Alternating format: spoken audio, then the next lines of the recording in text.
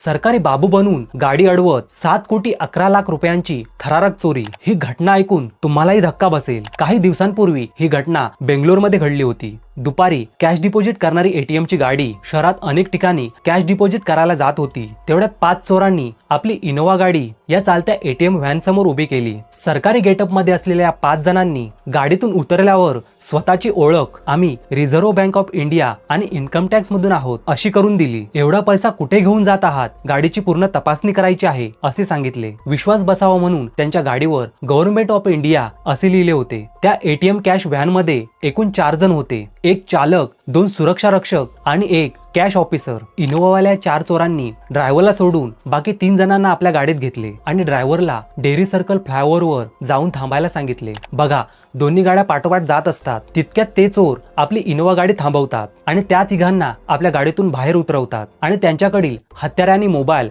जप्त करतात व त्यांना सांगतात थोड्याच वेळात तुमचे जबाब पोलीस ठाण्यात नोंदवले जातील। नंतर हे चोर आपली गाडी घेऊन डेअरी सर्कल फ्लायओव्हरवर जातात जिथे एटीएम व्हॅन थांबली होती। त्या चोरांनी त्या व्हॅन मधील ड्रायव्हरच्या कानपट्टीवर बंदूक ठेवून 7,11,00,000 आपल्या गाडीत ट्रान्सफर केले आणि तिथून ते त्वरित फरार झाले। अजूनही पोलीस तपास चालू आहे, पण काहीही हाती लागलेलं नाही। तुम्हाला हा व्हिडिओ आवडला असेल तर या व्हिडिओला लाईक करा। जर तुम्ही हा व्हिडिओ यूट्यूबवर पाहत असाल तर या चॅनलला सबस्क्राईब करा आणि फेसबुक किंवा इन्स्टावर पाहत असाल तर या चॅनलला फॉलो करा।